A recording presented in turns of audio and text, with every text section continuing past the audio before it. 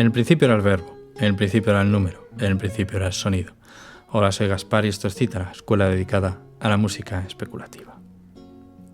Partimos del resumen del vídeo previo, de donde obtuvimos como colofón las 2 octavas que conformarán el monocordio y aquello que contienen.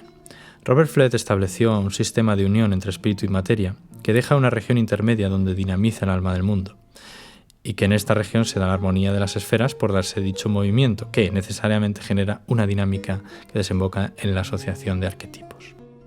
Flet coloca en estas regiones desde los elementos de la materia hasta los ángeles, pasando por los astros móviles y fijos. La idea que los une a todos es musical y cosmogónica a la vez. En 2 octavas ocurre toda la creación. 2 octavas musicales que representan todo lo creado y que trae de nuevo la noción pitagórica de tetractis, donde hay efectivamente una relación 4:1, es decir, 2 octavas entre sus límites. Un disdiapasón. Si para los pitagóricos era un organigrama de la creación, para Flet es un desglose de cómo la creación balancea la luz y la oscuridad, y por lo tanto ubica al alma. Tenemos otro ejemplo, por tanto, del intervalo símbolo y no intervalo explícito. Sea esto una obviedad, no obstante, conviene recalcar que sigue la lógica propia del símbolo, y por ello es que tiene validez. Remite a la cualidad de la luz y cómo a mayor grado de la mística, mayor visión o percepción de esta luz. El ejemplo musical ilustra una idea de escala mental, puesto que el oído es jerarca con la frecuencia.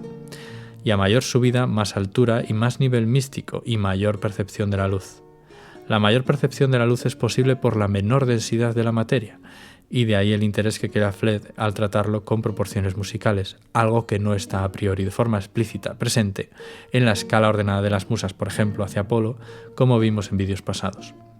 Respecto a la mística, trátese de sintonía del individuo con los ciclos largos, lo que permite el desarrollo de certezas más allá del ciclo medio de una vida o corto de una etapa vital, algo que se traduce en las conclusiones tan parecidas de los místicos de todas las religiones. El único matiz a esto es la profundidad misma, que es la altura, que es la estrechez progresiva del camino de lo denso, es decir, hacia la punta de la pirámide, desembocando en la ancha base de la pirámide formal o de la luz. Son 2 diapasones, además, que comienzan con la nota también simbólica. Sol, la letra gamma, que viene de gnomon. El gnomon es un instrumento de medida. A simple vista es algo que curiosamente podrían haber adoptado la masonería como la G de God, en referencia compartida al gran arquitecto o tañedor del monocordio. De hecho, la definición geométrica de gnomon es una figura o herramienta que replica la forma de otra escalándola y manteniendo así sus proporciones, tal y como replica la naturaleza una forma a través de la proporción áurea.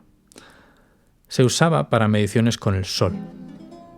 Algún autor, cuyo nombre no recuerdo, da la definición de que al ser la letra G equivalente a la gamma, ocuparía, como es la G, la posición 7, en el abecedario normal y latino, tal y como son las notas de la escala. La 7ª nota, 7 letras. Como sea, la octava primera o diapasón material se cumple en el sol, el astro, que es otra vez la nota homónima, G. Y la octava segunda o diapasón formal llega a GG, la mano de Dios, incognoscible más allá de la esfera de las estrellas fijas. También aquí vemos una analogía con Apolo en la esfera de la primera causa de los vídeos de las musas.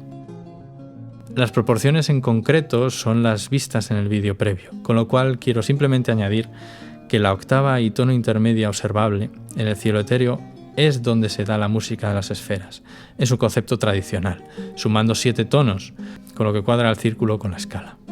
Obviamente lo visible para el hombre acaba al final de los dichos 7 tonos, y lo audible, porque de eso se trata, no es perceptible en ningún caso a priori en todo el monocordio. Se trata de sonidos arquetípicos, no de sonidos reales.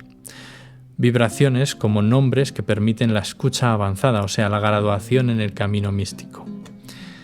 Parecido a esto tenemos las sirenas del mito de Er, donde el uso de la necesidad recuerda a la cuerda del monocordio y además engarza las esferas donde cantan esas criaturas, las sirenas. Viendo esto, evidentemente, Flet bien parece que adapta lo antiguo a su tiempo con la consecuente adaptación orgánica, pues eso, a su contexto. Esto ha sido todo sobre Macrocosmos de Flet de momento. quedaría el templo de la música del De Natura Simio. Recordaos que estáis a un solo correo de distancia y va faltando cada vez menos tiempo para empezar un interesante viaje desde una base sólida, alejada, como he dicho, de esoterismos vagos, en la mejor forma en la que soy capaz de transmitir el pensamiento especulativo y que viene de antiguo bien documentado. Estará constituido con dosieres preparados, como digo, con una intención de instruir sobre música especulativa desde su base pitagórica. La fecha y los precios están en la descripción. Pídelo mandando un correo con tu opción elegida. Aprovéchalo. Esto es la puerta a la perdición para ambicioso conocimiento y la punta del iceberg para el puro de corazón. No os queméis como Ícaro. Saludos órficos.